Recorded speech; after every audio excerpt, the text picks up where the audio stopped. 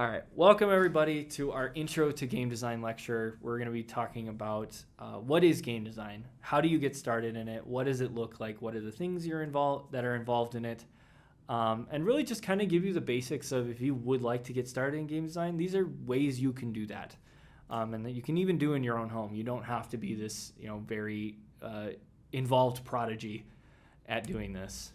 And so my name is Andrew Hurl. I am an MFA game design student at the University of Wisconsin-Stout.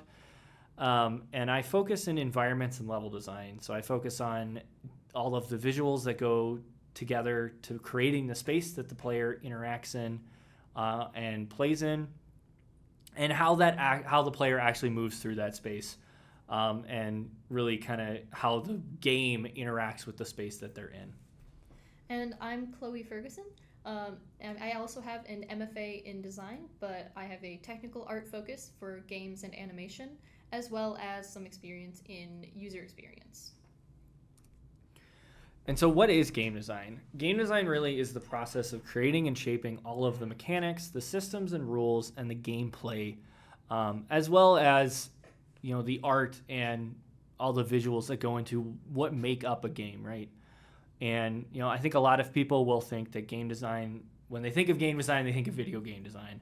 But this process that we're going to talk about can apply to a lot of different things, from board games to card games, dice games, casino games, role-playing games such as D&D, kind of tabletop role-playing games, sports, which is one people really don't think about, but that is still a game. So things like baseball, football, soccer, all these things are games. They have rules, they have mechanics.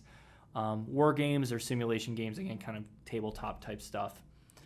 And no matter what type of game you're making, there are three main elements you want to think about. First is your game mechanics. How does the game actually play? What are the things that the player is doing? How do they play your game? Let's take Minecraft, for example. Game mechanics can be things such as the crafting system. You're gathering resources. You have to fight enemies. All of these things fall under gameplay mechanics. These are the actual rules and systems implemented in the game for how you play it. Now you have gameplay. Gameplay is actually then how does a player interact with those mechanics, right? So if a player is going to craft something, what are they going to craft? How are they going to craft it? What resources do they need to craft that thing?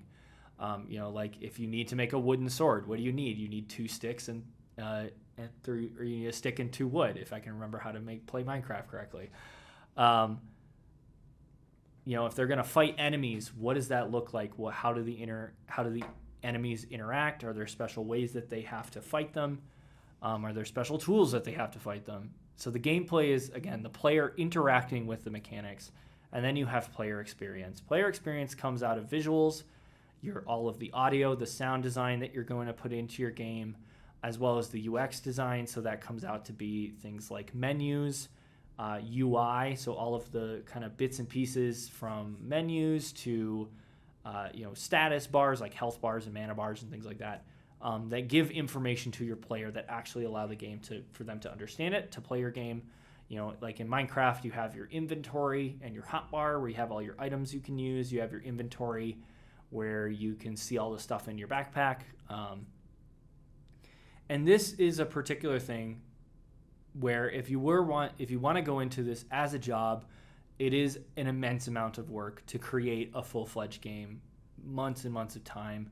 And it's one that everybody that goes into this industry has an immense amount of passion for. And I don't say this to scare you away from it, but it's something to be in mind, that it isn't all fun and games, pun intended. But with that being said, we really want to stress that this is something you can do at home. You really can just make a fun little game to play with your friends, to play with your family. It doesn't have to be something big and awe-inspiring. But game design can be very accessible to anybody that wants to do it. And you can do it in your home, and it can still be a lot of fun and be very, very rewarding. And one thing to think about when you're creating a game is this idea of what's called the magic circle. So the magic circle is this just understanding that when you create a game, no matter what it is, if it's a board game or a video game or just a game with some scraps of paper on a table, you're inviting a player to enter into the rules and the reality of what this game is. And usually they don't do that consciously. They accept that like there are rules to this game. For example, again, back to Minecraft. There are blocks, and many of them in Minecraft, that defy the laws of gravity. That is part of that magic circle that you enter into Minecraft, saying, yes, I understand that gravity doesn't work the way it does in real world, that stones can float in the air and wood can float in the air, and I can punch a tree with my fist. And so it's when you're creating this type of reality within a game, you have to understand that you are crafting this magic circle, this idea that you are bringing people into a space where they accept certain rules and understanding about this reality that help them understand what the game is. And when you're crafting a game, you want to make sure that this magic circle makes sense. Because if it doesn't, then it becomes hard for the player to understand what your game is. And going a little more towards the career end of this, there are two types of sort of games that you can go into, two types of markets. You have indie games, which are independent games.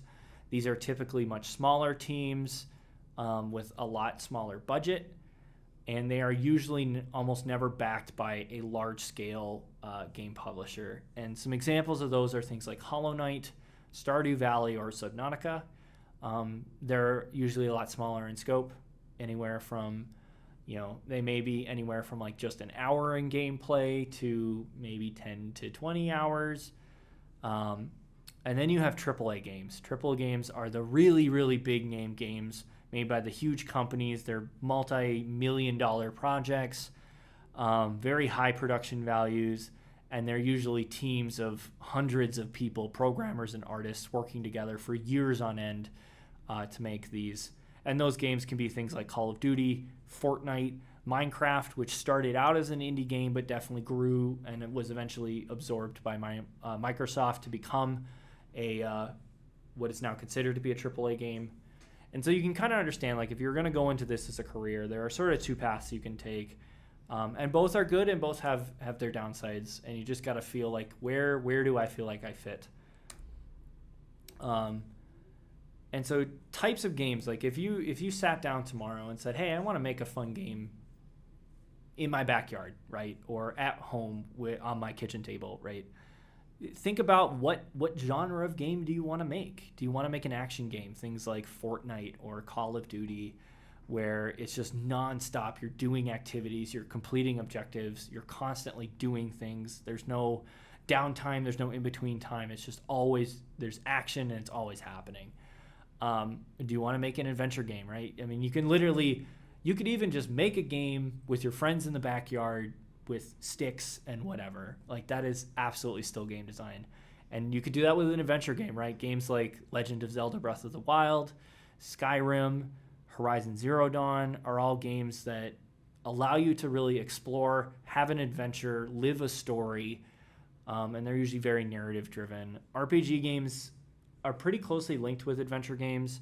Again, very narrative driven. They allow you to take on a role of either a specific character, things like the Zelda games where you're taking on the role of Link or someone similar to Link, or games like World of Warcraft where you get to craft your own character and create your own narrative with it. You have simulation games, things like Sims 4, Power Washer Simulator, I Am Bread, all of these other games where you're sort of, whether for comedy or for other reasons, you're simulating something in real life. Again, Sims is probably the most common one that people know. You're simulating a group of people interacting with each other. They're living together. They're living their lives. They're going to work. They're having, all kinds of different issues throughout life. And again, you're sort of trying to simulate real life in a way. You have strategy games, things like Age of Empires, Total War series, the Civilization series. All of these are all about the strategy. You have to be able to plan, manage your resources, plan your strategy, how you're going to outsmart your opponent. You have sports games, pretty self-explanatory. These are sort of virtual versions or the real versions of sports, right? Like I said, people don't really think about it, but games that we sort of take for granted as football and basketball and baseball are all games. They were all designed by a game designer at one point in time, probably long before game design was ever an official title. And so you can have digital versions of those, but or you can have the physical versions. But those are still games. They still have rules and mechanics. You have puzzle games such as Portal or Portal 2 or Talos Principle, things that involve solving puzzles, being able to really kind of bend your mind and think about different things in different ways, look at things from different angles, really kind of think outside the box. And then you have survival games. Survival games being, Minecraft is a great example of that, right? Where you need to collect resources, you need to survive against all odds, against enemies coming at you, and kind of build up and grow your little base, if you will. And there are a lot of different subgenres that can be broken down into these things, like first-person shooters, like strategy can be turn-based or real-time strategy. Puzzles can be all kinds of different types of puzzles. I mean, sports games can be a myriad of types, so they can be broken down into a lot, but these are kind of general ideas of like, what kind of game do I want to make? And if you're just getting started, like I said, you can really just, if you want to just make a fun, silly little game or something that you just had this cool idea and you want to see if it works, you can absolutely, and we totally encourage this, do it on your kitchen table with scraps of paper and whatever you can find in a random drawer in your house.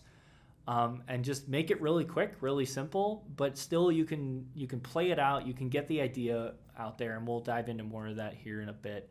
But if you really do want to dive into more video games and like beginning to learn how to do video game development, here's a couple of free resources. Things like Gdevelop is a really good program that has a very user-friendly and beginner-oriented style of programming, and it provides a lot of pre-made assets for you. Game Maker, RPG Maker, and RenPy all can provide assets for you and give you a really simple and easy user interface to begin to learn how to go through the basics of programming and creating a game in the digital space.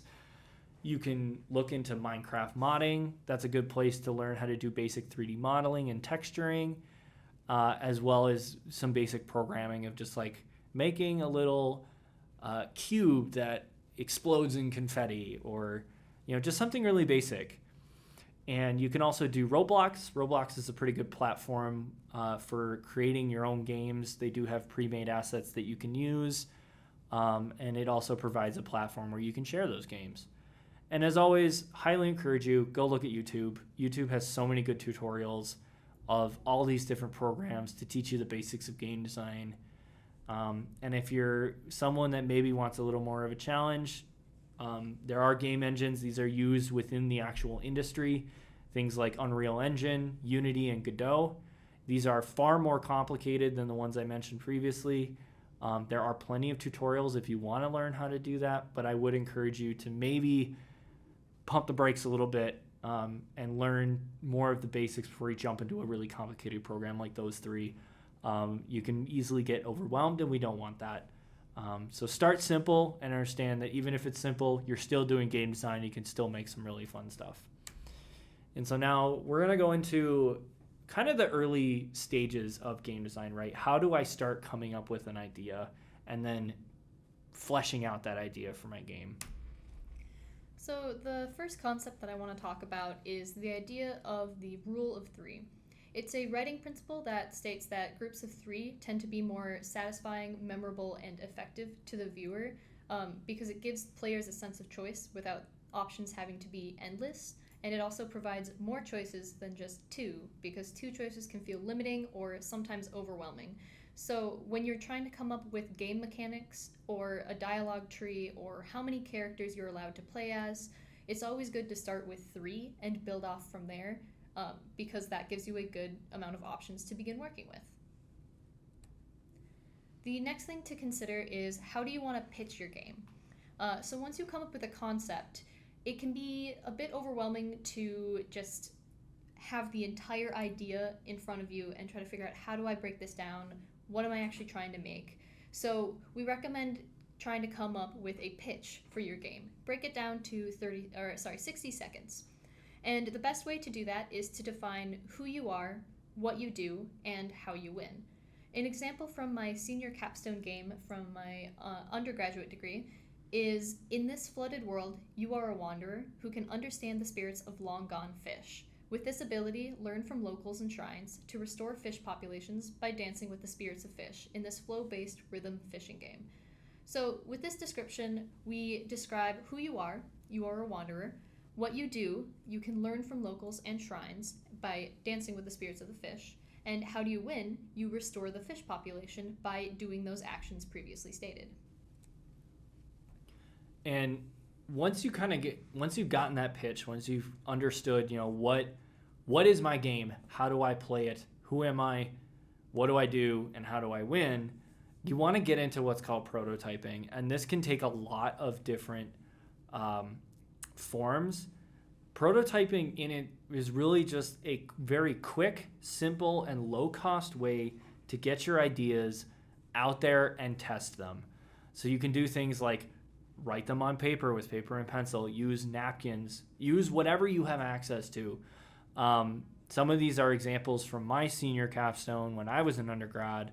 And so you can see from right to left, you can see that we started with just drawing our levels and our game on paper. We played with Legos. We made the levels in Legos really quick, really easy. And then we moved up to some more high fidelity stuff with these very large cardboard and masking tape levels that allowed us to really kind of get a full feel of what the game would be like. And again, the idea is in any beginning part is you want to be able to do this quick and do it often so that you can really distill down what is it that my game is going to be? How do I play it? How do I win? How do the mechanics work? And using physical prototyping can be very quick and very easy to get those ideas out there and solidified so they're not just kind of ambiguous. And once you get to that point, you can move on to digital prototyping. You can see on the left there, which is, again, very simple. All you're doing is using very basic shapes, cylinders, cubes, and spheres. And you're putting them together in a way that communicates the general idea of what you're trying to get across. But it's something that you can easily change and adapt as you get new information, as you start to understand more about what it looks like. So some more examples of prototyping is, here's a board game that I made in the first year of my undergraduate degree. On the left is our first board. We knew that we wanted to have different segments of the board that the player traverses through, and we weren't entirely sure where to go from there. So we started out by taking a piece of cardboard and drawing the different regions on it. And then with those regions, we created a center area where we would put our cards. As we developed the game, we decided that we wanted to be able to take away regions as the characters played the game. So we separated those pieces out and we cut them into these pieces that could then connect to one another. And then finally on the far right, you'll see the final board game where we actually took our art and we glued it to pieces of foam and we made it look all nice and pretty, and we're able to present it with our cards at our final presentation. And so as you're going through this process, really from start to complete finish of your game, you want to be playtesting. And you want to playtest early and you want to playtest often. Playtesting is really where you just get some people together and you say, here, this is my game in its current state, and I want you to play it and give me feedback. And you can do that even in the most basic state, even if it literally is just pieces of cardboard and Post-it notes. But what you want to do is, because game design cannot happen in a bubble. You cannot do this just by yourself or just with your team. You need to get player feedback, and you need to get it early and often, because if you don't, then you will most likely not see issues that the player is going to have, because there are things as a game developer that you're like, oh yeah, this totally makes sense to me, but actually it doesn't make sense to the player, or it's not well communicated to the player. And then they're going to have problems playing your game, or it's not going to be fun because they don't understand it. And you won't figure that out unless you have them play it for you. And so playtesting allows you to discover those issues, discover bugs, discover pain points, and do it early enough where you can quickly shift and adapt your game to fix those things before you're way down the line. You have all of these beautiful art assets, everything's kind of written in stone, and it's very hard to change things when you're, days before launch and you're like, wow, this actually doesn't work out really well. And when you're going into playtesting, you want to have very specific questions. So if there's a particular reason you're doing this playtesting, like, we need to make sure this mechanic makes sense to the player, that we teach it correctly, that they understand how it works. And so you want to go into that and say, okay, my questions are, what did you think of this mechanic? Was it easy to understand? Were there things that were confusing about this mechanic? You don't want to come into it with just open-ended questions saying like, well, what did you think? Did you like it? Was it fun? You're not going to get good answers. You want to be very specific in that. And the more you playtest and the earlier you do it, and the more you playtest throughout the entire process from start to absolute finish, the more you will be able to really develop your game both into something that you want it to be and into something that a player will enjoy and understand and not have a lot of struggle trying to play it. And now, once you've gone through this whole process of, playtesting, of early playtesting, of prototyping, of pitching, now you really get into the kind of nitty gritty of the production, right? Of making the game. So the first aspect of creating a game that I want to talk about is coding. Now, not all game engines are going to require you to know how to code, but if you do know how to code, you'll be able to do a lot more with the game engines that you choose to use. So there's a bunch of free resources that you can find that help teach you how to program. The programming language that's going to be most beneficial to game design is most likely going to be Python. So I've included some places that you can find good Python tutorials here, such as Khan Academy, learnpython.org, W3 Schools, and boot.dev. All of these resources have lesson plans that let you go through at your own pace and learn how to code with examples and fun activities, with the most interesting being boot.dev. Now, boot.dev is not entirely free. You have to get a full version if you want to go through the entire path, but they have a lot of free resources still that you're able to use, and they format their lessons in the structure of creating an RPG. So you get to experience what would it be like to code for a game.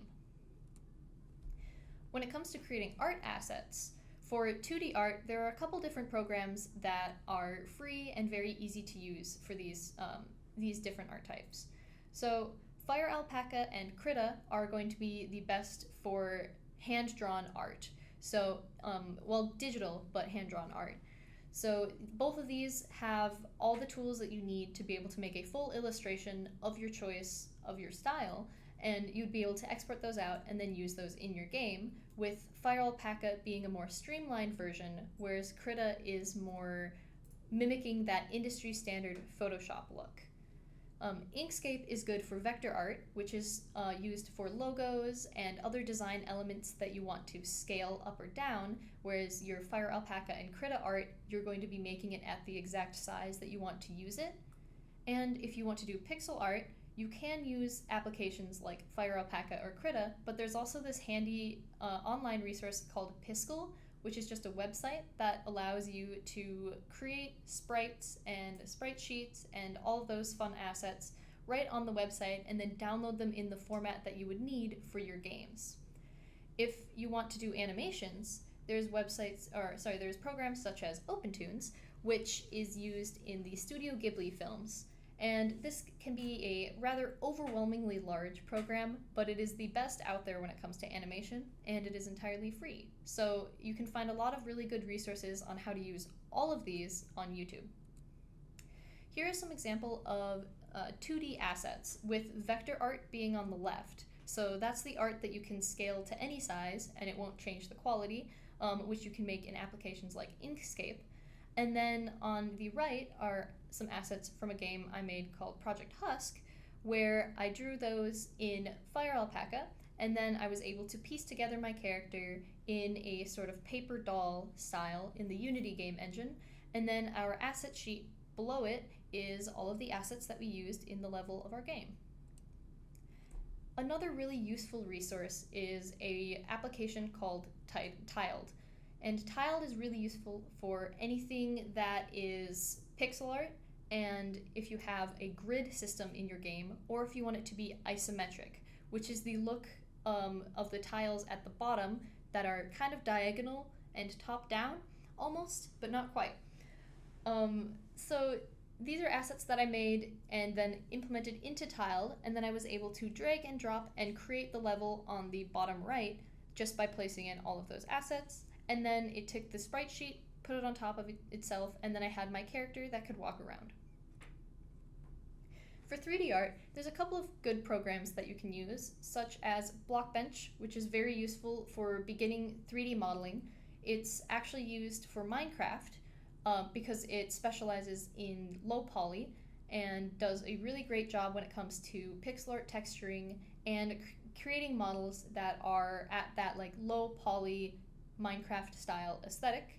And then if you want something a bit more complicated, there's Blender, which is a much higher level 3D modeling software, and it has all the gadgets and doodads that you could want for full 3D modeling software, as well as 3D sculpting, and you can find loads of tutorials for both of those on YouTube. And here's some examples of assets that I've made in Blockbench in a stylized low poly and pixel art style. When it comes to music, there's really one place that is the absolute goldmine for free music, and that's Incompetech, done by Kevin MacLeod. There are hundreds and hundreds, of almost thousands of songs there that you could use for free with credit to the website and credit to the creator. And you can find anything from epic trailer music to quiet background music or something somber for a dramatic scene. And they also have like graph paper if you want to start creating your own music as well. And so with all of these tools, and if you do end up getting to a point where you want to disseminate your game, you want to be able to share it with other people, there's a couple of resources you can do. The first and foremost is friends and family. You can share it with those that are around you. Just have them come over or in your own home and just play them. If you want to do it to a broader audience, itch.io is the best place to start. Itch.io being a very free website. There's no cost at all just to put a little kind of download page, website page up there to share your game. People can search for it on there, and you can even set it up where you can have people purchase your game and at no cost to you. You can post it to Steam. I'm sure many of you guys have heard of that before. Steam does require an initial fee of $100 and is a little more tailored to kind of higher end video games, but it's not out of the question. And I did mention Roblox earlier in the presentation, and that one does have its own platform within Roblox where you can disseminate and share your work as well as sharing it on social media, Instagram, Discord, whatever other social media you end up using. You can share the work that you're doing with those that are around you. And it's a good way. If you find something that you really like, you think is really cool, share it with those people. See what they think. Get their feedback. It can always be super, super helpful. So now we're just going to show off a little bit of the work that we've created using all of these different tools and pipelines that we've mentioned in this presentation so far. So here I have a project from my capstone, the Divining Rods game that I mentioned in the pitch slide, and that's in the top left. In the center of the screen, I have something that was meant to represent all things tech art. So I have textures that I created, I have visual effects that we can't see because it's just an image, and the main star of the show is my little modeled chicken that I created with the intent to learn Unreal Engine's control rig system, which deals with procedural animation. So that is where the animation is being essentially coded in rather than hand animated. Along with that, I have a few level designs, such as the camping scene in the top right, a full city design in the bottom right, and some tileable city assets in the bottom left. And then in the center is the Project Husk game that I mentioned in some of the 2D slides. and that was a 2D platformer with a paper doll style 2D character. And this is some of my work. Again, I very much focus on environments, on being able to tell stories through environments, things that really feel like they're coming alive and I'm trying to tell some sort of story or evoke emotion. So on the far left, that is, I call that Shepherd's Realm. And this was really me trying to learn a lot about lighting, about how lighting can evoke a mood or an emotion, and as well as lighting can be very much a guiding source for a player as they move through a level. And it was kind of all meant to evoke sort of this feeling of going from being lost to being found, right, within this sort of afterlife type realm. The one in the middle is just kind of a little exploratory sort of fantasy forest where the player can walk around and find these different pieces of an old knight's armor, each one associated with some sort of virtue that the knight embodied. And you can kind of sort of learn a little bit about who this knight was and how he lived his life based on these items that you find throughout this forest. And the final one on the right, I was really trying to focus on this idea of how do I tell a story of a character who is trying to redeem himself after some really big mistakes of dealing with the vice of greed and selfishness that ended up causing sort of the destruction of a town because of his own selfishness. And now years later, he has to kind of come to terms with what he did. And through the help of this divine entity, he is able to redeem himself and in turn be free of his vice, learn what virtue is in his life, and then be able to help others. And so I kind of created this little level slice for a game trailer that really showcased off this very old and dilapidated town that's been left to ruin, as well as this place where this divine entity lives and is sort of working with the character. And again, really just trying to learn how to show off emotion and story through visuals. And we'll kind of end with, for those that are in high school, especially coming to their junior and senior year, when you are looking at, where do I want to go to college? What do I want to go into college for? If you have the feeling that maybe game design is what you want to do, we highly encourage you to come to University of Wisconsin-Stout. This is where both Chloe and I received our bachelor's degrees in our undergrad and now are working on our master's degrees, as we said previously. And there are two paths you can take. You have the Bachelor's of Fine Arts, which is what both Chloe and I have. And this is the Game Design and Development Game Art. And so this is where you learn everything from 2D art to 3D art, how you place that in a game.